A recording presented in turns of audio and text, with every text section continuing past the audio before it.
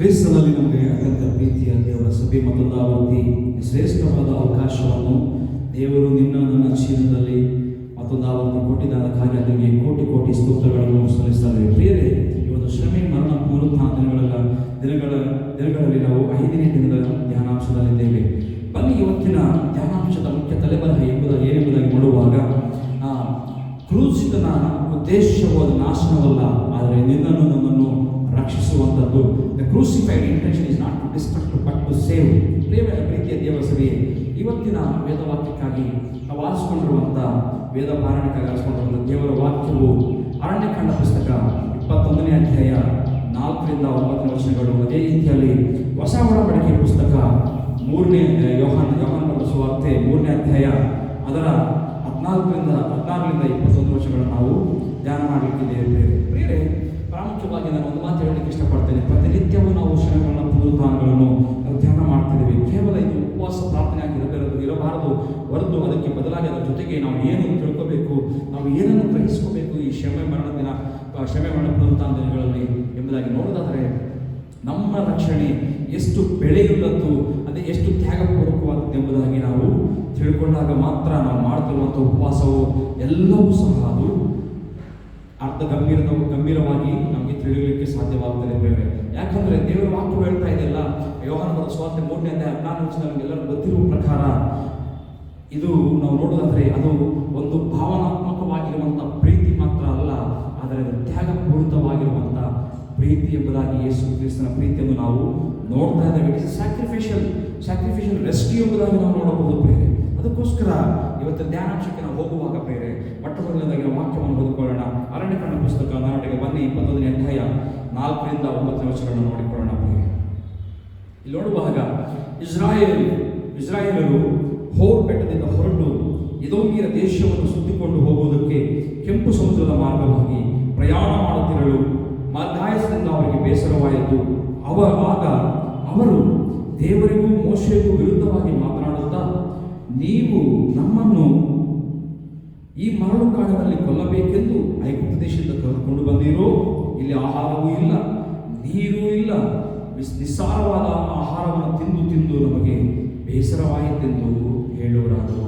ಅದಕ್ಕೆ ಯೆಹೋವನು ಉರಿಮಂಡಲಗಳನ್ನು ಜನರೊಳಗೆ ಬರಮಾಡಿದನು. ಅವು ಜನರನ್ನು ಕಚ್ಚಿದ್ದರಿಂದ ಬಹುಜನ ಸತ್ತು ಹೋದರು. ಆದ್ದರಿಂದ ಜನರು ಮೋಶೆಯ ಬಳಿಗೆ ಬಂದು, ನಾವು ನಿನಗೂ ಯೆಹೋವನಿಗೂ ವಿರೋಧವಾಗಿ ಮಾತಾಡಿ ದೋಷಿಗಳಾದೆವು. ಈ ಸರ್ಪಗಳು ನಮ್ಮ ಬಳಿಯಿಂದ ತೊಲಗುವಂತೆ ನೀನು ಯೆಹೋವನಿಗೆ ಪ್ರಾರ್ಥನೆ ಮಾಡಬೇಕೆಂದು ಹೇಳಿಕೊಂಡರು. ಮೋಶೆ ಜನರಿಗೋಸ್ಕರ ಪ್ರಾರ್ಥಿಸಲಾಗಿ ಯೆಹೋವನು ಅವನಿಗೆ, ನೀನು ತಾಮ್ರದಿಂದ ವಿಷಸರ್ಪದ ಆಕಾರವನ್ನು ಮಾಡಿಸಿ ಧ್ವಜಸ್ತಂಭದ ಮೇಲೆ ಎತ್ತಿ ನಿಲ್ಲಿಸಬೇಕು. ಸರ್ಪಗಳಿಂದ ಗಾಯಪಟ್ಟವರು ಅದನ್ನು ನೋಡಿ ಬದುಕಿಕೊಳ್ಳುವರು ಎಂದು ಆಜ್ಞಾಪಿಸಿದರು. ಪ್ರಿಯರೇ, ಇವತ್ತು ಮೊದಲನೇದಾಗಿ ನಾವು ಗಮನಿಸುವಾಗ ಇಸ್ರಾಯೇಲರ ಸಂದರ್ಭವನ್ನು ನಾವು ಹಳೆಯ ಒಡಂಬಡಿಕೆಯಿಂದ ನಾವು ನೋಡಬಹುದು. ಪ್ರಿಯರೇ, ಮೊದಲನೇ ವಿಷಯ ಏನೆಂಬುದಾಗಿ ನೋಡುವಾಗ ಸಮಸ್ಯೆ ಎಂಬುದಾಗಿ ನಾವು ನೋಡಬಹುದು. ಪ್ರಿಯರೇ, ಏನು ಆ ಸಮಸ್ಯೆ ಎಂಬುದಾಗಿ ನೋಡುವಾಗ, ಪ್ರಿಯರೇ, the people moving towards the destruction. ಇಲ್ಲಿ ಇಸ್ರಾಯೇಲರು ನಾಶನಕರವಾದ ಹಾದಿಯಲ್ಲಿ ಅವರು ಹಾದು ಹೋಗ್ತಿರುವಂಥದ್ದನ್ನು ನಾವಿಲ್ಲಿ ಸ್ಪಷ್ಟವಾಗಿ ಗಮನಿಸಬಹುದು. ಯಾವ ರೀತಿ ಎಂಬುದಾಗಿ ನೋಡುವಾಗ ಪ್ರಿಯರೇ, 4ನೇ ವಚನದಲ್ಲಿ ಅಲ್ಲಿ ಸ್ಪಷ್ಟವಾಗಿ ಹೇಳ್ತಾ ಇದೆ ದೇವರ ವಾಕ್ಯವು. ಗಮನಿಸಿ ನೋಡಿ, ಅಲ್ಲಿ 4ನೇ ವಚನದಲ್ಲಿ ಏನು ಹೇಳ್ತಾ ಇದೆ? ಇಸ್ರಾಯೇಲರು ಹೊರಟು ಎದೋಮ್ಯರ ದೇಶವನ್ನು ಸುತ್ತಿಕೊಂಡು ಹೋಗುವುದಕ್ಕೆ ಕೆಂಪು ಸಮುದ್ರದ ಮಾರ್ಗವಾಗಿ ಪ್ರಯಾಣ ಮಾಡುತ್ತಿರುವುದು. ಮಾರ್ಗಾಯಸದಿಂದ ಅವರಿಗೆ ಏನಾಗ್ತದೆ?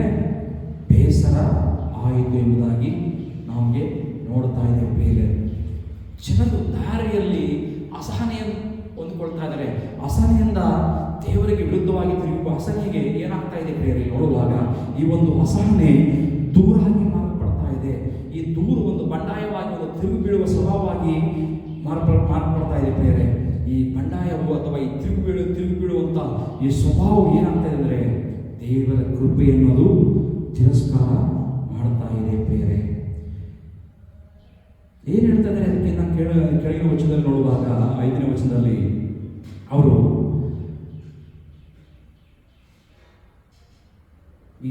ಆಗ ಅವರು ದೇವರಿಗೂ ಮೋಶೆಗೂ ವಿರೋಧವಾಗಿ ಮಾತನಾಡುತ್ತಾ, ನೀವು ನಮ್ಮನ್ನು ಈ ಮರಳು ಕಾಡಿನಲ್ಲಿ ಕೊಲ್ಲಬೇಕೆಂದು ಐಗುಪ್ತ ದೇಶದಿಂದ ಕರ್ಕೊಂಡು ಬಂದಿರೋ, ಇಲ್ಲಿ ಆಹಾರವೂ ಇಲ್ಲ, ನೀರೂ ಇಲ್ಲ, ಈ ನಿಸ್ಸಾರವಾದ ಆಹಾರವನ್ನು ತಿಂದು ತಿಂದು ನಮಗೆ ಬೇಸರವಾಯಿತೆಂದು ಹೇಳುವರಾದರು. ಬೇರೆ ಏನ್ ಮಾಡ್ತಾ ಇದ್ದಾರೆ? ಕಂಪ್ಲೇಂಟ್ ಮಾಡ್ತಾ ಇದ್ದಾರೆ. Murmuring against Moses and god.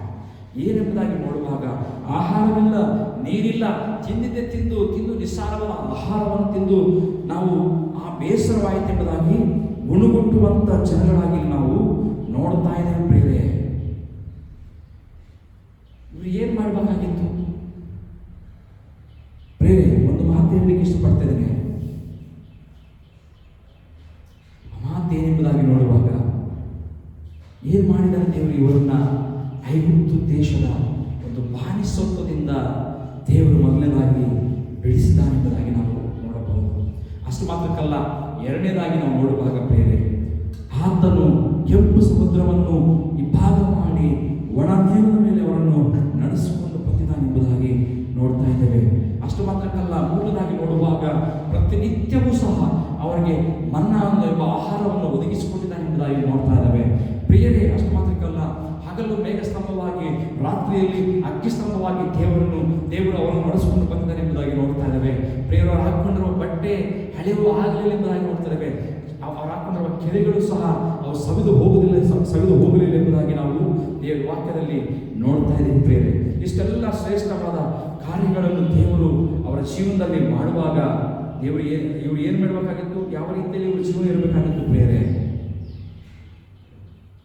ದೇವರು ಕೊಟ್ಟಿರುವಂಥ ಈ ಶ್ರೇಷ್ಠವಾದ ರಕ್ಷಣೆಯ ಅನುಕೂಲತೆಯನ್ನು ಅವರು ತಿರಸ್ಕಾರ ಮಾಡಿದ ವ್ಯಕ್ತಿಗಳಾಗಿ, ಗುಣಗುಟ್ಟುವ ವ್ಯಕ್ತಿಗಳಾಗಿ, ಮೋಶೆಗೆ ವಿರುದ್ಧ, ದೇವರಿಗೆ ವಿರುದ್ಧವಾದ ತಿರಸ್ಕಾರ, ತಿರುಗಿ ಬೀಳುವಿಕೆ, ಬಂಡಾಯವನ್ನು ಎಬ್ಬಿಸಿ ಅವರು ವಿರುದ್ಧವಾದ ಪಾಪವನ್ನು ಮಾಡ್ತಾ ಇದ್ದಾರೆ. ಬೇರೆ ಇಲ್ಲಿ ಅವರು ಮಾಡಬೇಕಾಗಿರುವಂಥದ್ದು ಏನೆಂಬುದಾಗಿ ನೋಡುವಾಗ, ಸಹಜವಾಗಿ ಮಾನವನಾಗಿರುವಂಥ ನಿನಗೂ ನನಗೆ ಗೊತ್ತಿರುವ ವಿಷಯ ಎಂಬುದಾಗಿ ನೋಡುವಾಗ, ಯಾವನಾದರೂ ವ್ಯಕ್ತಿ ನಮ್ಗೆ ಏನಾದರೂ ಮಾಡಿದಾಗ ನಾವು ಖಂಡಿತವಾಗಿ ಅವ್ರಿಗೆ ಏನು ಹೇಳ್ತೀವಿ ಎಂಬುದಾಗಿ ನೋಡುವಾಗ ಕೃತಜ್ಞತೆಯಿಂದ ಥ್ಯಾಂಕ್ಸ್ ಎಂಬುದಾಗಿ ನಾವು ಕೃತಜ್ಞತಾ ಪೂರ್ವಕವಾದ ಜೀವನವನ್ನು ಹೊಂದಿಕೊಂಡಿರ್ತೇವೆ. ಇಷ್ಟೆಲ್ಲ ದೇವರು ಈ ಕಾರ್ಯಗಳನ್ನು ಅವರ ಜೀವನ ಮಧ್ಯದಲ್ಲಿ, ಅವರ ಭಯಂಕರವಾದ ದಾಸತ್ವದಿಂದ ದೇವರು ಬಿಡಿಸಿದಾನಲ್ವಾ, ಅವರ ಒಂದು ಗೋಳಾಟವನ್ನು ಅವರು ಕೇಳಿ ದೇವರು ಅಷ್ಟು ಶ್ರೇಷ್ಠ ಕಾರ್ಯಗಳು ಅವರ ಮಧ್ಯದಲ್ಲಿ ಮಾಡಿರುವಾಗ ಆ ಕಾರ್ಯಗಳನ್ನು ಮರೆತುಬಿಟ್ಟು ದೇವರಿಗೆ ವಿರುದ್ಧವಾದ ಮಾತುಗಳು, ದೇವರಿಗೆ ವಿರುದ್ಧವಾದ ತಿರುಗಿ ಬೀಳುವಂಥ ಸ್ವಭಾವವು ಅವರಲ್ಲಿ ಬಂದಿರುವಾಗ ಬೇರೆ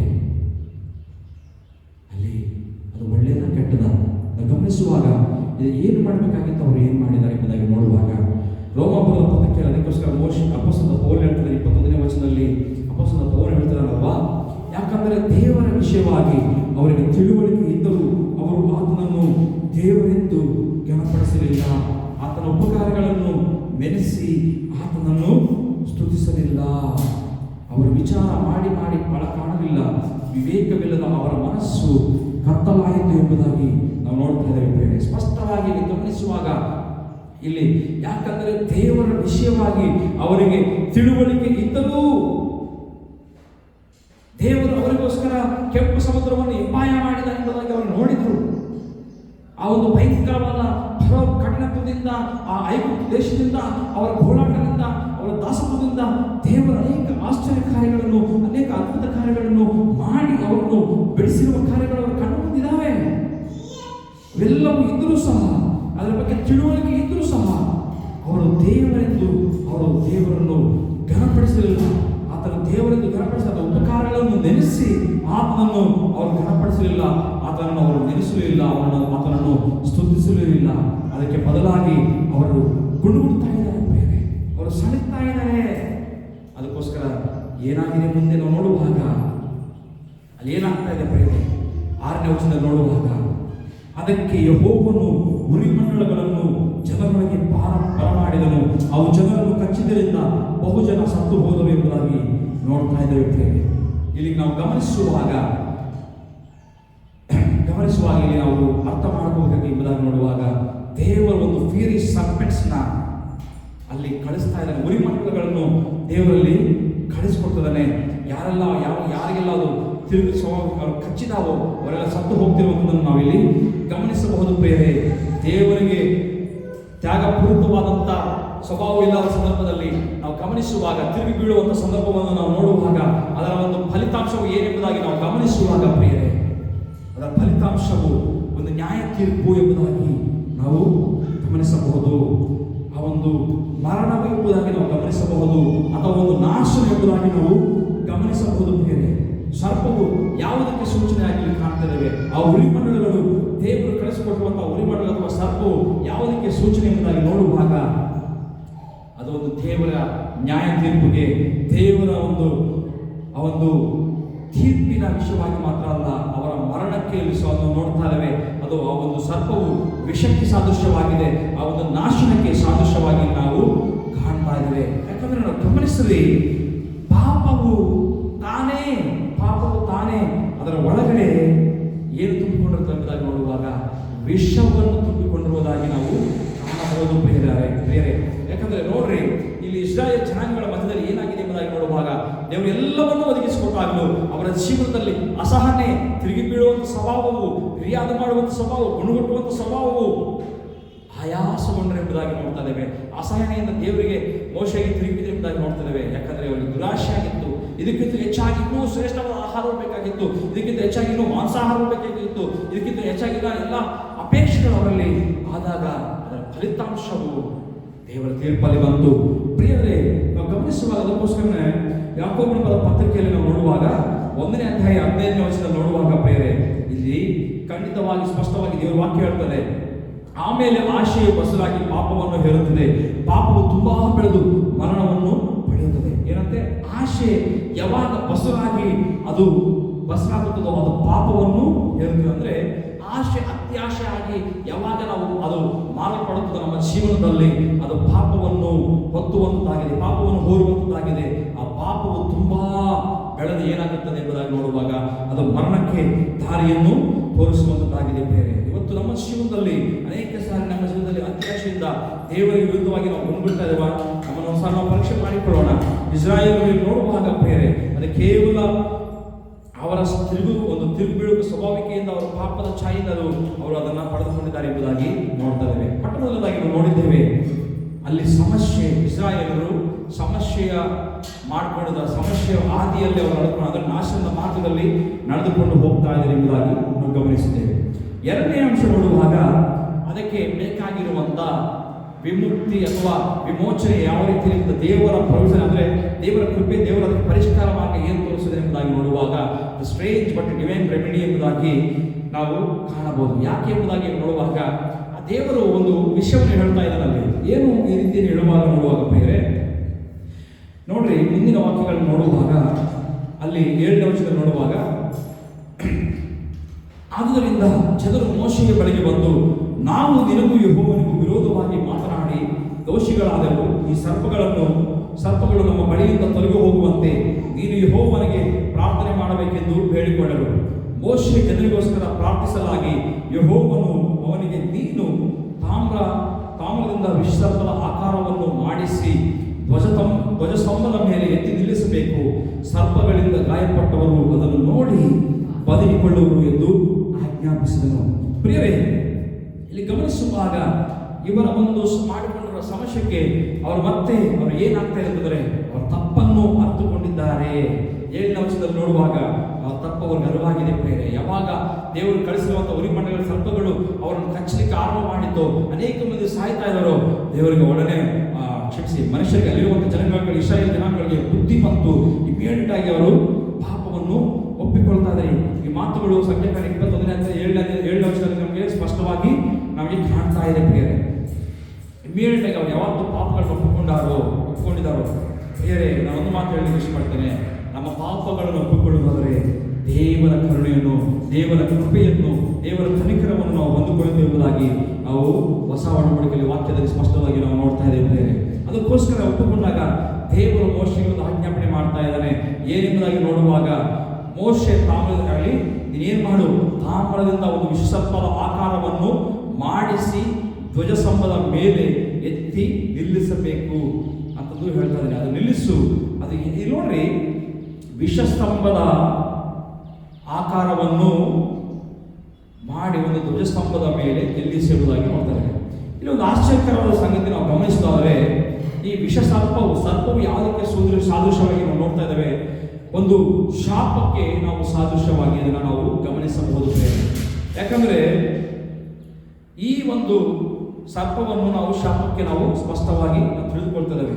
ಆದರೂ ಸಹ ಈ ಒಂದು ಶಾಪಕರವಾದ ವಿಷಸರ್ಪದ ಆಕಾರವನ್ನು ಪ್ರತಿಮೆಯನ್ನು ಮೋಶೆಗೆ ದೇವರು ಧ್ವಜಸ್ತಂಭದ ಮೇಲೆ ನಿಲ್ಲಿಸಬೇಕೆಂಬುದಾಗಿ ಹೇಳುವಾಗ ಅದನ್ನು ಯಾರೆಲ್ಲ ನೋಡ್ತಾರೋ ಅವರು ಆ ಒಂದು ಹಾವುಗಳ ಕಚ್ಚಿಕೊಂಡಿರುವಾಗ ಅದರಿಂದ ಅವರಿಗೆ ಸ್ವಸ್ಥತೆ ಆಗುತ್ತದೆ, ಅವರಿಗೆ ಜೀವವು ಆಗುತ್ತದೆ ಎಂಬುದಾಗಿ ದೇವರು ಆಜ್ಞಾಪನೆ ಮಾಡಿದ್ದಾನೆ. ಅದೇ ಪ್ರಕಾರ ಅಲ್ಲಿ ಆಗಿದೆ ಎಂಬುದಾಗಿ ನೋಡ್ತಾ ಇದ್ದಾವೆ.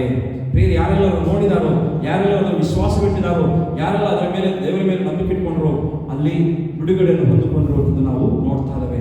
ಇಲ್ಲಿ ಯಾವ ಒಂದು ಔಷಧಿ ಇಲ್ಲ, ಯಾವ ಒಂದು ಸರ್ಜರಿ ಇಲ್ಲ, ಯಾವ ಒಂದು ಮಾನವನ ಒಂದು ಇಂಟರ್ಪ್ರಿಟೇಷನ್ ಇಲ್ಲಿ ಇಲ್ಲ, ಯಾವ ಒಂದು ಮನುಷ್ಯನ ಒಂದು ಸೊಲ್ಯೂಷನ್ ಇಲ್ಲ. ಆದರೆ ಇಲ್ಲಿ ನಾವು ನೋಡುವಂಥ ವಿಷಯ ಎಂಬುದಾಗಿ ನೋಡುವಾಗ ಕೇವಲ ವಿಶ್ವಾಸ, ದೇವರ ಒಂದು ಕೃಪೆಯನ್ನು ಅರ್ಥ ಮಾಡಿಕೊಳ್ಳುವಂಥದ್ದು.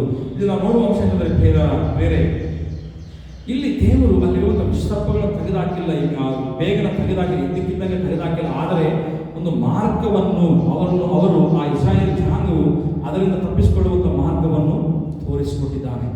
ನೋಡ್ರಿ, ಹಳೆಯ ಒಡಂಬಡಿಕೆಯಲ್ಲಿ ಮೊದಲನೇ ವಿಷಯ ಒಂದು ಸಮಸ್ಯೆಯನ್ನು ನೋಡಿದ್ದೇವೆ. ಇಸ್ರಾಯೇಲ್ ಜನಾಂಗವು ಅವರು ಮಾಡಿರುವಂಥ ತಿರುಗಿ ಬೀಳುವಂಥ ಸ್ವಭಾವದಿಂದ, ಅವರ ಒಂದು ಅಸಹನೆಯಿಂದ, ಅವರ ಒಂದು ಗುಡುಗುಟ್ಟು ಸ್ವಭಾವದಿಂದ ಅವರು ಮಾಡಿಕೊಂಡಿರುವಂಥ ಒಂದು ಸಮಸ್ಯೆಯನ್ನು ನೋಡಿದ್ದೇವೆ. ಎರಡನೇದಾಗಿ ದೇವರು ಅದಕ್ಕೆ ಒಂದು ಮೋಶೆ ಮುಖಾಂತರ, ಆ ವಿಷಸರ್ಪದ ಮುಖಾಂತರ ಒಂದು ಆಕಾರವನ್ನು ಧ್ವಜಸ್ತಂಭದ ಮೇಲೆ ಇಟ್ಟು ಅದನ್ನೆಲ್ಲ ಯಾರೆಲ್ಲ ನೋಡ್ತಾರೋ ಅದರಲ್ಲಿ ಅವರ ಪರಿಷ್ಕಾರವನ್ನು ಹೊಂದಿಕೊಳ್ಳುವ ಮಾರ್ಗವನ್ನು, ಒಂದು ದೇವರ ಕೃಪೆಯನ್ನು ನೋಡಿದ್ದೇವೆ. ಮೂರನೇ ವಿಷಯ ನೋಡುವಾಗ ಇಲ್ಲಿ ಆ ಒಂದು ಕಾರ್ಯವು ಪರಿಪೂರ್ಣವಾಗಿ ಎಲ್ಲಿ ಆಗ್ತಿದೆ ಎಂದು ನಾವು ನೋಡುವಾಗ ಅದು ಕ್ರಿಸ್ತನಲ್ಲಿ ಆಗುವಂಥದ್ದನ್ನು ನಾವಿಲ್ಲಿ ಕಾಣಲಿಕ್ಕಿದ್ದೇವೆ. ಯಾಕಂದರೆ ಅಲ್ಲಿ ಅದು ಶಾಶ್ವತವಾದ ಪರಿಷ್ಕಾರವಲ್ಲ. ಮೋಶೆ ಆ ವಿಷದ ಆಕಾರದ ಪ್ರತಿಮೆಯನ್ನು ಧ್ವಜಸ್ತಂಭದ ಮೇಲೆ ಇಟ್ಟಿರುವಂಥದ್ದು ಅಲ್ಲಿ ಕೇವಲ ಅದು ತಾತ್ಕಾಲಿಕ ರೆಮಿಡಿ, ತಾತ್ಕಾಲಿಕ ಒಂದು ಪರಿಷ್ಕಾರವಾಗಿ ನಾವು ನೋಡಬಹುದು. ಆದರೆ ಹೊಸ ಒಡಂಬಡಿಕೆ ಬರುವಾಗ ಆ ಒಂದು ವಿಷಕ್ಕೆ ಅಥವಾ ಅವರು ತಿರುಗಿ ಬಿದ್ದಿರುವಂಥ ಸ್ವಭಾವಕ್ಕೆ ಅಥವಾ ಪಾಪಕ್ಕೆ ಪರಿಪೂರ್ಣವಾಗಿ ವಿಮೋಚನೆ ಎಲ್ಲಿ, ಅದು ಪರಿಪೂರ್ಣವಾದ ಬಿಡುಗಡೆ ಎಲ್ಲಿ ಎಂಬುದಾಗಿ ನೋಡುವಾಗ ಅದು ನಾವು ಕಂಡುಕೊಳ್ಳಬಹುದಿರುವಂಥ ಒಂದೇ ಒಂದು ಸೊಲ್ಯೂಷನ್, ಅದು ನಮ್ಮ ಯೇಸು ಕ್ರಿಸ್ತನಾಗಿರುವಂಥ ಕರ್ತನೇ. ಪ್ರಿಯರೇ, ಬನ್ನಿ ಹಾಗಾದರೆ ಹೊಸ ಒಡಂಬಡಿಕೆ ಬರೋಣ. ಯೋಹಾನನ ಸುವಾರ್ತೆ 3ನೇ ಅಧ್ಯಾಯದಲ್ಲಿ 14-16 ವಚನಗಳಲ್ಲಿ ನೋಡುವಾಗ ಸ್ವತಃ ಯೇಸು ಕ್ರಿಸ್ತನೇ ಆ ಮಾತನ್ನು ತಾನು ಅಲ್ಲಿ ಹೇಳ್ತಾ ಇದ್ದಾನೆ. ನಿಕೋದೇಮನ ಹತ್ರ ಮಾತನಾಡುವಂಥ ಮಾತು ಸಂದರ್ಭದಲ್ಲಿ ಕೆಳಗಡೆ ಆದರೂ ಆತನು ಬರ್ತಾ ಈ ಮಾತುಗಳನ್ನು ಆತನು ಹೇಳ್ಕೊಂಡು ಬರ್ತಾ ಇದ್ದಾನೆ. ಪ್ರಿಯರೇ, ಯೇಸು ಕ್ರಿಸ್ತನ ತನ್ನ ಬಗ್ಗೆ ನಾನು ಹೇಳ್ಕೊಳ್ತಾರೆ ಏನೆಂಬುದಾಗಿ ನೋಡುವಾಗ, ಇದಲ್ಲದೆ ಜನರು ನೋಡಿ ಜೀವದಿಂದ ಉಳಿಯಬೇಕೆಂದು ಮೋಶೆಯು ಅಡವಿಯಲ್ಲಿ ಆ ಸರ್ಪವನ್ನು ಎತ್ತರದಲ್ಲಿಟ್ಟ ಹಾಗೆಯೇ ಮನುಷ್ಯ ಕುಮಾರನು ತನ್ನನ್ನು ನಂಬುವರೆಲ್ಲರೂ ನಿತ್ಯ ಜೀವವನ್ನು ಪಡೆಯಬೇಕೆಂದು ಎತ್ತರದಲ್ಲಿಡಬೇಕು. ದೇವರು ಲೋಕದ ಮೇಲೆ ಎಷ್ಟೋ ಪ್ರೀತಿಯನ್ನಿಟ್ಟು ಒಬ್ಬನೇ ಮಗನನ್ನು ಕೊಟ್ಟನು. ಆತನು ನಂಬುವ ಒಬ್ಬನಾದರೂ ನಾಶವಾಗದೆ ಎಲ್ಲರೂ ನಿತ್ಯ ಜೀವವನ್ನು ಪಡೆಯಬೇಕೆಂದು ಆತನನ್ನು ಕೊಟ್ಟನು. ಇಲ್ಲಿ ಗಮನಿಸುವಾಗ ಪ್ರಿಯರೇ, ಏನು ಅರ್ಥ ಆಗ್ತದೆ? ಯೇಸು ಸ್ವಾಮಿ ಅಂತ ಹೇಳ್ತಾ ಇದ್ದಾನೆ. ಮೋಶೆ ಯಾವ ರೀತಿಯಲ್ಲಿ ಜನರು ನೋಡಿ ಜೀವದಿಂದ ಉಳಿಯಬೇಕೆಂದು ಮೋಶೆ ಅಡವಿಯಲ್ಲಿ ಆ ಸರ್ಪವನ್ನು ಎತ್ತರದಲ್ಲಿ ಯಾವ ರೀತಿಯಲ್ಲಿ ಎತ್ತರದಲ್ಲಿಟ್ಟಿದಾನೋ ಅದೇ ರೀತಿಯಲ್ಲಿ ಮನುಷ್ಯ ಕುಮಾರನು ಸಹ ಎತ್ತರಪಡಬೇಕು. ಅಂದರೆ ಯೇಸು ಕ್ರಿಸ್ತನು ಸಹ ಎತ್ತರಪಡಬೇಕೆಂಬುದಾಗಿ ತನ್ನ ಕುರಿತಾಗಿರುವಂತಹ ವಿಷಯ, ತನ್ನ ಕುರಿತಾಗಿರುವಂತಹ ಪ್ರಕಟಣೆ ತಾನೇ ಯೇಸು ಕ್ರಿಸ್ತನು ಸ್ವತಃ ಇಲ್ಲಿ ಈ ಯೋಹಾನನ ಸುವಾರ್ತೆಯಲ್ಲಿ ಹೇಳ್ತಿರುವಂಥದ್ದನ್ನು ನಾವು ನೋಡ್ತಾ ಇದ್ದೇವೆ. ಬೇರೆ ಇಲ್ಲಿ ನೋಡುವಾಗ ಆ ಒಂದು ಅವಾಗಲೇ ಹೇಳಿಕೊಂಡ ಪ್ರಕಾರ ಆ ಒಂದು ಪ್ರತಿಮೆ ಅದು ಶಾಪಕ್ಕೆ ಕಾರಣವಾಗಿದೆ. ಇಲ್ಲಿ ಶಿಲುಬೆ ಸಹ ಶಾಪಕ್ಕೆ ಸಾದೃಶ್ಯವಾಗಿದೆ ಎಂಬುದಾಗಿ ನಾವು ವಾಕ್ಯದಲ್ಲಿ ಸ್ಪಷ್ಟವಾಗಿ ನಾವು ಗಮನಿಸಬಹುದು. ಅಪೊಸ್ತಲ ಪೌಲ್ ಹೇಳ್ತಾ ಇದ್ದಾರಲ್ಲ, ಹಳೆಯ ಒಡಂಬಡಿಕೆಯಲ್ಲಿ ನಾವು ಧರ್ಮಶಾಸ್ತ್ರದ ಪ್ರಕಾರ ನೋಡಿಕೊಂಡಾಗ ಇಲ್ಲಿ ಅಪೊಸ್ತಲ ಪೌಲನು ಗಲಾತ್ಯರ ಪತ್ರಿಕೆಯಲ್ಲಿ 3ನೇ ಅಧ್ಯಾಯ 13ನೇ ವಚನದಲ್ಲಿ ತಾನು ಮಾತನಾಡ್ತಿರುವಂಥ ಮಾತು ಏನೆಂಬುದಾಗಿ ನೋಡುವಾಗ Galatians chapter 3 verse 13 ನಾವು ನೋಡುವಾಗ ಪ್ರೇರೆ ಅಲ್ಲಿ ಅಬ್ರಹಾಮನಿಗೆ ಉಂಟಾದ ಆಶೀರ್ವಾದವು ಕ್ರಿಸ್ತ ಯೇಸುವಿನಲ್ಲಿ ಅನ್ಯ ಜನರಿಗೂ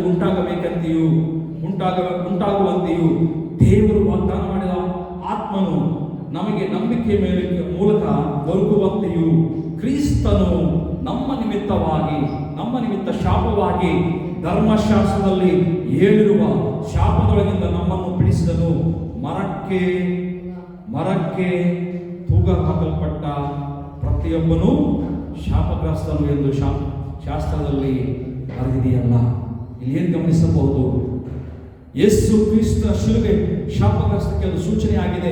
ಹಳೆಯ ಒಡಂಬಡಿಕೆಯಲ್ಲಿ ಆ ಸರ್ಪವು ಆ ಪ್ರತಿಮೆಯು ಯಾವ ರೀತಿಯಲ್ಲಿ ಶಾಪಕ್ಕೆ ಸೂಚನೆ ಆಗಿದೆಯೋ ಅದರಲ್ಲಿ ವಿಷವಿದ್ದಿಲ್ಲ, ಅದೇ ರೀತಿಯಲ್ಲಿ ಆ ಒಂದು ಪ್ರತಿಮೆಯಲ್ಲಿ ಯಾವ ವಿಷವು ಕಾಣಲಿಕ್ಕೆ ಸಾಧ್ಯ ಇಲ್ಲ.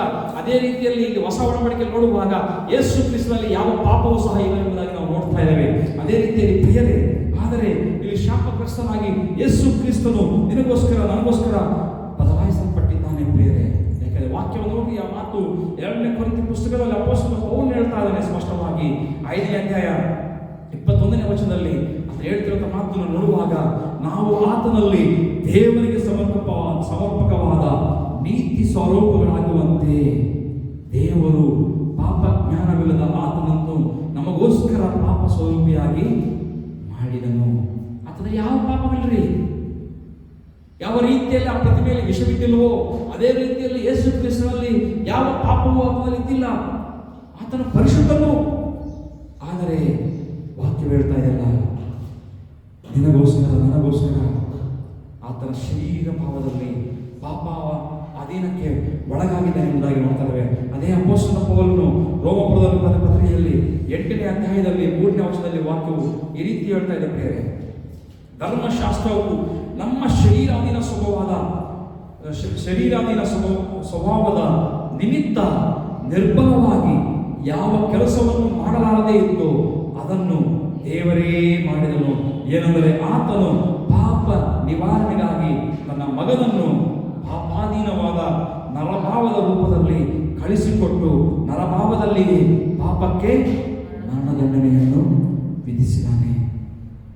ನೋಡುವಾಗ ನಮಗೋಸ್ಕರ ನಮ್ಮೆಲ್ಲರಿಗೋಸ್ಕರ ಆತನೇ ದೇವರ ನ್ಯಾಯ ತೀರ್ಪನ್ನು, ದೇವರ ಒಂದು ಶಿಕ್ಷೆಯನ್ನು ಆ ಶಾಪಗ್ರಸ್ತವಾದ ಶಿಲುಬೆಯಲ್ಲಿ ಹೊತ್ತು ಒಯ್ಯಬೇಕಾಗಿತ್ತು ಬೇರೆ. ಆತನೇ ಶರೀರದಲ್ಲಿ ಶಾಪಗ್ರಸ್ತನಾಗಿ ಯಾವ ಪಾಪವಿಲ್ಲದಂತ ಪರಿಶುದ್ಧನಾಗಿರುವಂತ ಯೇಸು ಕ್ರಿಸ್ತನು ನಿನಗೋಸ್ಕರ ನನಗೋಸ್ಕರ ಆತನು ಶಾಪಗ್ರಸ್ತನಾಗಿ ಮಾರ್ಪಡಿಸಬೇಕಾಗಿತ್ತು ಪ್ರಿಯರೇ. ಇದರ ಅರ್ಥ 4ನೇ ಅಂಶಕ್ಕೆ ನಾವು ಬರುವುದಾದರೆ ಬೇರೆ, ಇದರ ಉದ್ದೇಶ ನಾನು ಅವಾಗಲೇ ಹೇಳಿದ ಪ್ರಕಾರ ಇವತ್ತು ವಾಕ್ಯದ ತಲೆಬರಹ, the intention of God is not to destruct but to save. The crucified intention, ಕ್ರೂಸಿತನಾಗಿರುವಂತ ಶಿಲುಬೆಗೆ ಹಾಕಲ್ಪಟ್ಟಿರುವಂತ ಯೇಸು ಕ್ರಿಸ್ತನ ಉದ್ದೇಶ ನಿನ್ನನ್ನು ನನ್ನನ್ನು ರಕ್ಷಿಸುವುದೇ ಹೊರತು ಎಷ್ಟು ಮಾತ್ರಕ್ಕೂ ನಾಶನಪಡಿಸುವುದಕ್ಕೆ ಅಲ್ಲ. ಅದಕ್ಕೋಸ್ಕರ ನಾವು ಅದೇ ಯೋಹಾನನ ಸುವಾರ್ತೆ ಕೆಳಗಿನ ವಚನ ನಾವು ಸ್ವಲ್ಪ ಧ್ಯಾನ ಮಾಡಿಕೊಳ್ಳೋದ್ರೆ ಇವತ್ತಿನ ವಾಕ್ಯಾಂಶವನ್ನು ಮುಂದಕ್ಕೂ ಬರೆಸಿಕೊಳ್ಳೋಣ ಪ್ರೇರೆ. ಸ್ಪಷ್ಟವಾಗಿ ನಮಗೆ ಇನ್ನೂ ಆಳವಾದ ವಿಷಯಗಳನ್ನು ಗೊತ್ತಾಗ್ತೇವೆ. ನೋಡ್ರಿ ಯಾವ ರೀತಿಯಲ್ಲಿ ಸ್ಪಷ್ಟವಾಗುತ್ತದೆ ಎಂಬುದಾಗಿ ನೋಡುವಾಗ ದೇವರ ಉದ್ದೇಶ ನಮ್ಮನ್ನು ನಾಶ ಮಾಡಬಾರದು, ಕೇವಲ ನಮ್ಮನ್ನು ರಕ್ಷಿಸಬೇಕೆಂಬ ಉದ್ದೇಶ ಈ ವಾಕ್ಯದಲ್ಲಿ ಸ್ಪಷ್ಟವಾಗಿ ಯೋಹಾನನ ಸುವಾರ್ತೆ ತಿಳಿಯುತ್ತದೆ. ದೇವರು ಲೋಕದ ಮೇಲೆ ಎಷ್ಟೋ ಪ್ರೀತಿಯನ್ನಿಟ್ಟು ತನ್ನ ಒಬ್ಬನೇ ಮಗನನ್ನು ಕೊಟ್ಟನು, ಆತನನ್ನು ನಂಬುವ ಒಬ್ಬನಾದರೂ ನಾಶವಾಗದೆ ಎಲ್ಲರೂ ನಿತ್ಯ ಜೀವ ಪಡೆಯಬೇಕೆಂದು ಆತನನ್ನು ಕೊಟ್ಟನು. ಬೇರೆ ದೇವರು ಲೋಕದ ಮೇಲೆ ಎಷ್ಟೋ ಪ್ರೀತಿಯನ್ನಿಟ್ಟು ಎಷ್ಟೋ ಪ್ರೀತಿಸಿದ್ದಾನೆ ನನ್ನನ್ನು, ಎಷ್ಟೋ ಎಂಬುದಾಗಿ ನೋಡುವಾಗ, ಎಷ್ಟು ಮಟ್ಟಿಗೆ ಪ್ರೀತಿ ಮಾಡಿದ್ದಾನೆ ಎಂಬುದಾಗಿ ನಾವು ನೋಡುವಾಗ ಬೇರೆ ನಾವು ಗಮನಿಸಬೇಕಾಗಿರುವಂಥ ಒಂದು ಮಾತು, ತನ್ನ ಒಬ್ಬನೇ ಮಗನಾಗಿರುವಂಥ ಯೇಸು ಕ್ರಿಸ್ತನನ್ನು ನಿನಗೋಸ್ಕರ ನನಗೋಸ್ಕರ ಕೊಡುವಷ್ಟು ಪ್ರೀತಿ. The only begotten Son he had given to us. ಪ್ರಿಯರೇ, ಆತನ ಪ್ರೀತಿ, ಆತನ ಉದ್ದೇಶ ಸ್ಪಷ್ಟವಾಗಿ ಇದರಲ್ಲಿ ನಮಗೆ ಅರ್ಥವಾಗ್ತಾ ಇದೆ. ನೋಡ್ರಿ, ನಿನ್ನನ್ನು ನನ್ನನ್ನು ಆತನು ಶಿಕ್ಷೆಗೆ ಒಳಗಾಗಿಸಬೇಕೆಂಬುದಾಗಿ ಅಲ್ಲ, ಈ ಲೋಕಕ್ಕೆ ನ್ಯಾಯ ತೀರಿಸಬೇಕೆಂಬುದಾಗಿ ಅಲ್ಲ, ಆದರೆ ರಕ್ಷಿಸಬೇಕೆಂಬುದಾಗಿ ಮಾತು. ಕೆಳಗೆ ವಚನ ನೋಡ್ರಿ, 12ನೇ ವಚನದಲ್ಲಿ ದೇವರು ತನ್ನ ಮಗನ ಮುಖಾಂತರ ಲೋಕಕ್ಕೆ ರಕ್ಷಣೆ ಆಗಬೇಕೆಂಬುದು ಆತನನ್ನು ಕಳಿಸಿಕೊಟ್ಟನೆ ಹೊರತು, ಎಷ್ಟು ಸ್ಪಷ್ಟವಾಗಿ ಹೇಳ್ತದೆ ನೋಡ್ರಿ, ದೇವರು ತನ್ನ ಮಗನ ಮುಖಾಂತರ ಲೋಕಕ್ಕೆ ರಕ್ಷಣೆ ಆಗಬೇಕೆಂದು ಆತನನ್ನು ಕಳಿಸಿಕೊಟ್ಟನೆ ಹೊರತು ತೀರ್ಪು ಮಾಡೋದಕ್ಕಾಗಿ ಕಳಿಸಲಿಲ್ಲ. ಆತನು ನಂಬುವವರಿಗೆ ತೀರ್ಪು ಆಗುವುದಿಲ್ಲ, ಆದರೆ ನಂಬದವನಿಗೆ ದೇವರ ಒಬ್ಬನೇ ಮಗನ ಹೆಸರು ನಮ್ಮದೇ ಹೊಂದರಿಂದ ಆಗಲೇ ತೀರ್ಪು ಆಗಿ ಹೋಯಿತು.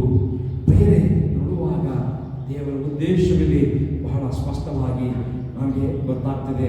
ನಾಶನವಾಗ್ತಿರುವಂಥ ಈ ಒಂದು ಮಾನವ ಕುಲಕ್ಕೆ ಪ್ರಿಯರೇ, ದೇವರು ತನ್ನ ಶಿಲುಬೆಯ ಮುಖಾಂತರ ತನ್ನ ಉದ್ದೇಶವನ್ನು, ತನ್ನ ರಕ್ಷಣೆಯ ಪ್ರಣಾಳಿಕೆಯನ್ನು ಸ್ಪಷ್ಟವಾಗಿ ತಿಳಿಯಪಡಿಸ್ತಾ ಇದ್ದಾನೆ. ಪ್ರಿಯರೇ, ಇಲ್ಲಿ ಒಂದು ಶಿಲ್ಪೆ, ಅದು ನ್ಯಾಯ ತೀರ್ಪಿಗೆ ಅಲ್ಲ, it is to rescue from the judgment. ಆ ನ್ಯಾಯತೀರ್ಪಿನಿಂದ, ದೇವರ ನ್ಯಾಯತೀರ್ಪಿನಿಂದ ನಿನ್ನನ್ನು ನನ್ನನ್ನು ತಪ್ಪಿಸಲಿಕ್ಕೋಸ್ಕರವೇ ಯಾವ ರೀತಿಯಲ್ಲಿ ಆ ಒಂದು ಹಿತ್ತಳಿಯ ಸರ್ಪವು, ಆ ತಾಮ್ರ ಸರ್ಪವು ಆ ಒಂದು ಜನಗಳನ್ನು ಅದನ್ನು ನೋಡುವಾಗ ರಕ್ಷಣೆಯನ್ನು, ಸ್ವಸ್ಥತೆಯನ್ನು ಹೊಂದಿಕೊಂಡರು, ಅದೇ ರೀತಿಯಲ್ಲಿ ಈ ಒಂದು ಶಿಲ್ಪೆಯನ್ನು, ಯೇಸು ಕ್ರಿಸ್ತನು ಅಂದರೆ ಇಲ್ಲಿ ನೋಡುವಾಗ ಧ್ವಜಸ್ತಂಭದ ಮೇಲೆ ಅಲ್ಲಿ ಒಂದು ತಾಮ್ರ ಸರ್ಪ ಇಡಲ್ಪಟ್ಟಿತ್ತು. ಅದನ್ನು ನೋಡಿದವರೆಲ್ಲರೂ ಬದುಕಿದ್ದಾರೆ ಎಂಬುದಾಗಿ ನೋಡ್ತಾ ಇದ್ದಾವೆ. ಈಗಾಗಲೇ ಯೇಸು ಕ್ರಿಸ್ತನು ಆ ಕಲುವರಿ ಕ್ರೂಸಿಯ ಮೇಲೆ ಸತ್ತು ಹೂಡಲ್ಪಟ್ಟು ತಿರುಗಿ ಎದ್ದು ಆತನು ಪುನರುತ್ಥಾನಾಗಿ ಎದ್ದು ಬಂದಿದ್ದಾನೆ. ರಕ್ಷಣೆ ಭಾಗ್ಯವು ಇವಾಗ ಆಗಲೇ ನಮಗೋಸ್ಕರ ಸಿದ್ಧವಾಗಿದೆ. ಆದರೆ ನಾವು ಮಾಡಬೇಕಾಗಿರುವಂಥ ವಿಷಯ ಎಂಬುದಾಗಿ ನೋಡುವಾಗ ಅದಕ್ಕೆ ಪ್ರತಿಕ್ರಿಯೆಯನ್ನು ಕೊಡುವಂಥದ್ದು, ಆತನಲ್ಲಿ ನಂಬಿಕೆಯನ್ನು ಇಡುವಂಥದ್ದು, ಆತನಿಗೆ ಕಡೆಗೆ ನಾವು ಬರುವಾಗ ಮಾತ್ರ ಆ ರಕ್ಷಣೆಯನ್ನು ನಾವು ಪಡೆದುಕೊಳ್ಳಲಿಕ್ಕೆ ಸಾಧ್ಯವಾಗುತ್ತದೆ. ರಕ್ಷಣೆ ಪಡೆದುಕೊಂಡು ನಾವು ಇತ್ತಿದ್ದಕ್ಕೂ ಯಾವತ್ತಿಗೂ ನಾವು ಜೀವಿಸಲಿಕ್ಕೆ ದೇವರು ನಮಗೆ ಅವಕಾಶವನ್ನು ಮಾಡಿಕೊಟ್ಟಿದ್ದಾನೆ. 4ನೇ ಅಂಶವನ್ನು ನೋಡುವಾಗ ಬೆಳಕು ಮತ್ತು ಕತ್ತಲೆ, ಅಲ್ಲಿ 19-21 ನೋಡುವಾಗ ಬೇರೆ ಆ ತೀರ್ಪು ಏನೆಂದರೆ, ಬೆಳಕು ಲೋಕಕ್ಕೆ ಬಂದಿದ್ದರೂ ಮನುಷ್ಯರ ಕೃತ್ಯಗಳು ಕೆಟ್ಟಗಳಾಗಿರುವುದರಿಂದ ಅವರು ಬೆಳಕಿಗಿಂತ ಕತ್ತಲೆಯನ್ನೇ ಹೆಚ್ಚಾಗಿ ಪ್ರೀತಿಸಿದವು. ಕೆಟ್ಟದ್ದನ್ನು ಮಾಡುವವರು ಬೆಳಕನ್ನು ಸಹಿಸುವುದಿಲ್ಲ, ತಮ್ಮ ಕೃತ್ಯಗಳು ದುಷ್ಕೃತ್ಯಗಳಾಗಿ ತೋರುವಂತಾಗಿದ್ದು ಬೆಳಕಿಗೆ ಬರುವುದಿಲ್ಲ. ಆದರೆ ಸತ್ಯವನ್ನು ಅನುಸರಿಸಿ ನಡೆಯುವವನು ತಾನು ದೇವರಿಂದ ನಡೆಸಿಕೊಂಡು ತನ್ನ ಕೃತ್ಯಗಳನ್ನು ಮಾಡಿದ್ದರೆಂದು ತೋರು ಬಂದಂತೆ ಬೆಳಕಿಗೆ ಬರುತ್ತಾನೆ. ಇಲ್ಲಿ ನೋಡುವಾಗ ಈ ಒಂದು ಬೆಳಕು ಯೇಸು ಕ್ರಿಸ್ತರ ಮುಖಾಂತರ ಪ್ರಪಂಚಕ್ಕೆ ಅಥವಾ ಈ ಲೋಕಕ್ಕೆ ಬಂದಿತ್ತು. ಆದರೆ ಜನರು ಅದನ್ನು ಅಂಗೀಕಾರ ಮಾಡಲಿಲ್ಲ. ಆತನನ್ನು, ಆ ಬೆಳಕನ್ನು ತಿರಸ್ಕಾರ ಮಾಡಿದರು. ಅವರು ಕತ್ತಲೆಯನ್ನೇ ಪ್ರೀತಿ ಮಾಡಿದರು. ಕಾರಣ ಏನೆಂಬುದಾಗಿ ನೋಡುವಾಗ ಪ್ರಿಯರೇ, ಕಾರಣ ಬೆಳಕಿನಲ್ಲಿ ಯಾವತ್ತಿಗೂ ಪಾಪಗಳು ಏನಾಗುತ್ತದೆ, ಪಟಾಬಯಲು ಆಗುವಂಥದ್ದಾಗಿದೆ. ಲೈಟ್ ಆಲ್ವೇಸ್ ಎಕ್ಸ್ಪೋಸಸ್ ದ ಸಿನ್. ಅಂದರೆ ಮನುಷ್ಯನ ಒಂದು ಸ್ವಭಾವವು, ಮನುಷ್ಯನ ಪಾಪ ಕೃತ್ಯಗಳು ಬೆಳಕಿನಲ್ಲಿ ಸ್ಪಷ್ಟವಾಗಿ ಅದು ಕಾಣುವಂಥದ್ದಾಗಿದೆ. ಅದಕ್ಕೋಸ್ಕರವೇ ಮನುಷ್ಯನು ಕತ್ತಲೆಯನ್ನು ಪ್ರೀತಿಸುವಂಥ ವ್ಯಕ್ತಿ ಆಗಿದ್ದು ನಾಶದ ಮಾರ್ಗದಲ್ಲಿ ಇದ್ದಾಗ ದೇವರು ಬೆಳಕಾಗಿ ಈ ಲೋಕಕ್ಕೆ ಬಂದಿದ್ದಾನೆ. ಆ ಬೆಳಕನ್ನು ಯಾರೆಲ್ಲ ನೋಡುತ್ತಾರೋ ಆ ಬೆಳಕಿನಲ್ಲಿ ನಡೀಲಿಕ್ಕೆ ಸಾಧ್ಯವಾಗುತ್ತದೆ. ಪ್ರಿಯವಾದ ದೇವರ ಮಕ್ಕಳೇ, ಇಲ್ಲಿ ನಾವು ಮಾಡಬೇಕಾಗಿರುವಂಥದ್ದು ಆತನಲ್ಲಿ ವಿಶ್ವಾಸವಿಡುವಂಥದ್ದು, ಆತನ ಕಡೆಗೆ ನೋಡುವಂಥದ್ದು. ಪ್ರಿಯರೇ, ಇಲ್ಲಿ ನೋಡುವಾಗ 2 ವಿಭಾಗಗಳಾಗಿ ನೋಡುವಾಗ ಆತನನ್ನು ನಂಬುವ ಒಂದು ವಿಭಾಗ, ಇನ್ನೊಂದು ವಿಭಾಗ ನೋಡುವಾಗ ಆತನನ್ನು ತಿರಸ್ಕಾರ ಮಾಡುವಂಥ ಒಂದು ವಿಭಾಗವಾಗಿ, ಸಮುದಾಯವಾಗಿ ನಾವು ಗಮನಿಸಬಹುದು. ಯಾರೆಲ್ಲ ತಿರಸ್ಕಾರ ಮಾಡ್ತಾರೋ ಈಗಾಗಲೇ ತೀರ್ಪು ಆಗಿ ಹೋಯಿತು ಎಂಬುದಾಗಿ ದೇವರ ವಾಕ್ಯ ಹೇಳ್ತಾರೆ. ಯಾರೆಲ್ಲ ಆತನ ನಂಬುತ್ತಾರೋ ಅಲ್ಲಿ ರಕ್ಷಣೆಯನ್ನು ಹೊಂದಿಕೊಳ್ತಾರೆ ಎಂಬುದಾಗಿ ನೋಡ್ತಾರೆ. ಹಾಗಾದರೆ ಈ ಶ್ರಮೆ, ಮರಣ, ಪುನರುತ್ಥಾನ ದಿನಗಳಲ್ಲಿ ಇವತ್ತಿನ ವಾಕ್ಯವನ್ನು ಕೇಳ್ತಿರುವಂಥ ನಮ್ಮ ಜೀವನದಲ್ಲಿ ಮೊಟ್ಟ ಮೊದಲೇ ನಾವು ಗ್ರಹಿಸಿಕೊಳ್ಳಬೇಕಾಗಿರುವಂಥ ವಿಷಯ ಏನೆಂಬುದಾಗಿ ನೋಡುವಾಗ ಬೇರೆ ನಾವು ಗ್ರಹಿಸಿಕೊಳ್ಳಬೇಕಾಗಿರುವಂಥ ಮೊಟ್ಟ ಮೊದಲನೇ ವಿಷಯ, ನಮ್ಮಲ್ಲಿ ವಿಷದ ರೀತಿಯಲ್ಲಿರುವಂಥ ಪಾಪವು ಇದೆಯಾ ಎಂಬುದಾಗಿ ನಾವು ಗ್ರಹಿಸಿಕೊಳ್ಳುವಾಗ ಮೊಟ್ಟ ಮೊದಲು ಅದು ಯಾವಾಗ ನಾವು ಗ್ರಹಿಸಿಕೊಳ್ತೇವೋ ಅದನ್ನು ನಾವು ಒಪ್ಪಿಕೊಳ್ಳಬೇಕು. ಇಸ್ರಾಯೇಲ್ ಗ್ರಹಿಸಿಕೊಂಡರು, ತಪ್ಪನ್ನು ಒಪ್ಪಿಕೊಂಡಿದ್ದರು ಅವರು. ನಾವು ಯಾವಾಗ ತಪ್ಪನ್ನು ಒಪ್ಪಿಕೊಳ್ತೇವೋ ಆ ಒಂದು ಕ್ರೂಸಿತನಾಗಿರುವಂಥ ಆ ಯೇಸು ಕ್ರಿಸ್ತನನ್ನು ನಾವು ಆತನ ಕಡೆಗೆ ನೋಡುವಾಗ, ಆತನ ಬೆಳಕಿನಲ್ಲಿ ನೋಡುವಾಗ ಯಾವ ರೀತಿಯಲ್ಲಿ ಯೇಸು ಕ್ರಿಸ್ತ ಆ ಒಂದು ತಾಮ್ರದ ರೂಪವು ಧ್ವಜಸ್ತಂಭದಲ್ಲಿ ಇಡಲ್ಪಟ್ಟಿತು. ಯೇಸು ಕ್ರಿಸ್ತ ನನಗೋಸ್ಕರ ಕಲುವರಿ ಕ್ರೂಸಿಯಲ್ಲಿ ಆ ಗೋಲ್ಗೊತ್ತ ಬೆಟ್ಟದಲ್ಲಿ ಊರಿನ ಹೊರಗಡೆ ಆತನು ಎತ್ತಲ್ಪಟ್ಟಿದ್ದಾನೆ.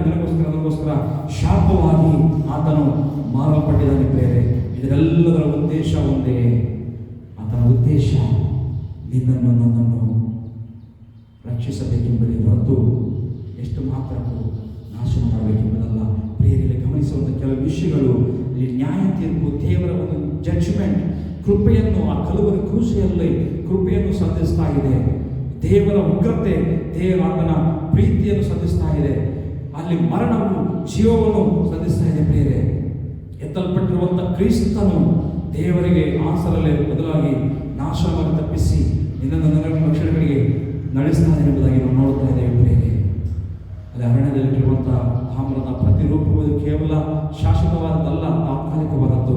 ಆದರೆ ಯೇಸು ಕ್ರಿಸ್ತನ ಒಂದು ರಕ್ಷಣೆ, ಯೇಸು ಕ್ರಿಸ್ತನಿಗೆ ಶಾಶ್ವತವಾದ ಅದು ರಕ್ಷಣೆ ಎಂಬುದಾಗಿ ನಾವು ನೋಡಬಹುದು. ಅದಕ್ಕೋಸ್ಕರ ಹೆಬ್ರಿ ಗ್ರಂಥಕರ್ತನು ಹೇಳ್ತಾರೆ 12ನೇ ವರ್ಷದಲ್ಲಿ, ಯೇಸು ಕ್ರಿಸ್ತನ ಕಡೆಗೆ ನಡಿಗೆ, ಯೇಸು ಕ್ರಿಸ್ತನ ಕಡೆಗೆ ನಿಮ್ಮ ನೋಟವನ್ನು ನೋಡಿ ಈ ಲೋಕದ ಯಾತ್ರೆಯನ್ನು ನಾವು ಓಡಬೇಕೆಂಬುದಾಗಿ ವಾಕ್ಯವು ಹೇಳ್ತಾ ಇದೆ. ಹಾಗಾದರೆ ಇವತ್ತು ನಮ್ಮ ಜೀವನದಲ್ಲಿ ಇನ್ನು ಪಾಪವಿದೆಯಾ, ಇನ್ನು ಯಾವ ಕಾರ್ಯಗಳು ನಮ್ಮಲ್ಲಿದ್ದಾವೆ, ಆತನ ಕಡೆಗೆ ನಾವು ತಿರುಗಿ ಒಪ್ಪಿಕೊಳ್ಳೋದಾದರೆ ಆತನ ಎಷ್ಟಾದರೂ ಕನಿಕರವುಳ್ಳ ದೇವರು, ನಮ್ಮನ್ನು ಕ್ಷಮಿಸುವಂಥ ದೇವರು, ಕ್ಷಮಿಸುವಂಥ ದೇವರನ್ನು ಕ್ಷಮಿಸಿ ಆತನ ಬೆಳಕಿನಲ್ಲಿ ನಡೆಸಿ ಪ್ರಿಯರೇ ನಿನ್ನನ್ನು ನನ್ನನ್ನು ಆ ನಿತ್ಯತ್ವಕ್ಕೆ ಕೊಂಡೊಯ್ಯುವಂಥ ದೇವರಾಗಿದ್ದಾನೆ. ಮತ್ತೊಂದು ಪ್ರಶ್ನೆ, ಇವಾಗಲೇ ರಕ್ಷಣೆ ಅನುಗ್ರಹಿಸಲ್ಪಟ್ಟಿದೆ, ನೀನು ನಾನು ಆತನ ಕಡೆಗೆ ಅದನ್ನು ನೋಡ್ತಾ ಇದ್ದೀವ? ನೋಡುವುದಾದರೆ ಜೀವ, ನೋಡದಿದ್ದರೆ ನಾಶನ. ದೇವರ ಅವನು ನಾಶವಾಗಬೇಕೆಂಬ ಆಲೋಚನೆ ಅಲ್ಲ, ಆತನ ಇಷ್ಟ ಅಲ್ಲ, ಆತನ ಅಭಿಷ್ಟವು ಯಾವತ್ತೂ ಸಹ ಆತನೊಟ್ಟಿಗೆ ನಿತ್ಯತ್ವದಲ್ಲಿ ನಾವು ಇರಬೇಕೆಂಬುದೇ ಆತನ ಅಪೇಕ್ಷೆ. ಅದಕ್ಕೋಸ್ಕರ ಎಲ್ಲ ಕಾರ್ಯಗಳನ್ನು ಮಾಡಿ ಮುಗಿಸಿದ್ದಾನೆ. ಹಾಗಾದರೆ ಆಲಸ್ಯ ಯಾಕೆ ಪ್ರಿಯರೇ? ಇವತ್ತು ದೇವರ ವಾಕ್ಯವನ್ನು ಕೇಳ್ತಿರುವಂಥ ನೀವುಗಳು ಇನ್ನೂ ದೇವರ ಕಡೆ ನೋಡಿಲ್ಲದಾದರೆ ಆತನ ಕಡೆಗೆ ತಿರುಗಿಕೊಳ್ಳ್ರಿ, ಆ ಒಂದು ರಕ್ಷಣೆಯನ್ನು ಪಡೆದುಕೊಳ್ಳ್ರಿ. ದೇವರು ನಿಮ್ಮನ್ನು ಆಶೀರ್ವಾದ ಮಾಡಲಿ. ಪ್ರಾರ್ಥನೆ ಮಾಡಿಕೊಳ್ಳೋಣ. ಪರಿಶುದ್ಧನೇ ಮಹೋನ್ನತ ಮತ್ತೊಂದು ಆವರ್ತಿ ಶ್ರೇಷ್ಠವಾದ ವಾಕ್ಯದ ಮಟ್ಟಿಗೆ ಮಾತನಾಡೋದಕ್ಕಾಗಿ ಸ್ತೋತ್ರ. ಇಸ್ರಾಯೇಲ್ ಗುಣಗುಟ್ಟುವಿಂದ ಅಲ್ಲಿ ಪಾಪವು ಬಂತು, ಅದನ್ನು ಒಪ್ಪಿಕೊಂಡಾಗ ಸ್ವಾಮಿ ಅವರಿಗೆ ಬಿಡುಗಡೆ ಮಾರ್ಗವನ್ನು ನೀವು ತೋರಿಸಿದೆಪ್ಪ. ಅದು ತಾತ್ಕಾಲಿಕವಾಗಿದ್ದರು, ಆದರೆ ನೀನು ನಿನ್ನ ಮಗನ ಮುಖಾಂತರ ನಾಶನವಾಗ್ತಿರುವಂಥ ಈ ಪ್ರಪಂಚಕ್ಕೆ ಈ ಪ್ರೀತಿಯನ್ನು, ಈ ಲೋಕವನ್ನು ಎಷ್ಟೋ ಪ್ರೀತಿ ಮಾಡಿ ಒಬ್ಬರಿಗೆ ಮಗನನ್ನು ಕಳಿಸಿಕೊಟ್ಟು ಶಾಶ್ವತವಾದ ಪರಿಷ್ಕಾರವು ನಮಗೋಸ್ಕರ ಒದಗಿಸಿಕೊಟ್ಟಿಗಾಗಿ ನನಗೆ ಸ್ತೋತ್ರ. ಯಾರೆಲ್ಲ ನಂಬುತ್ತಾರೋ ಪ್ರತಿಯೊಬ್ಬರಿಗೂ ನಿತ್ಯ ಜೀವನದಾಗಿ ನಿನ್ನ ವಾಕ್ಯದಲ್ಲಿ ಅಪ್ಪ ನಾವು ನೋಡ್ತಾ ಇದ್ದೇವೆ ರಾಜ. ನಿನ್ನ ಮಗನನ್ನು ನೋಡಿ ಸ್ವಾಮಿ, ಆ ಕಲವರಿ ಕ್ರೂಸಿಯನ್ನು ನೋಡಿ ಬೆಳಕಿನಲ್ಲಿ ನಾವು ನಡೆದುಕೊಂಡು ನಿತ್ಯತ್ವವನ್ನು ಪಡೆದುಕೊಳ್ಳಿಕ್ಕೆ ಸಹಾಯ ಮಾಡು.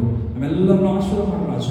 ಅಪ್ಪ ನಿನ್ನ ಕಡೆಯೇ ನಮ್ಮ ಜೀವನವನ್ನು ಮುಂದಕ್ಕೆ ಸಾಗಿಸಲಿಕ್ಕೆ ಸಹಾಯ ಮಾಡಬೇಕೆಂಬುದಾಗಿ ಯೇಸು ಕ್ರಿಸ್ತನ ಒಂದೇ ನಾಮದಲ್ಲಿ ಬೇಡುವ ನಮ್ಮ ತಂದೆ.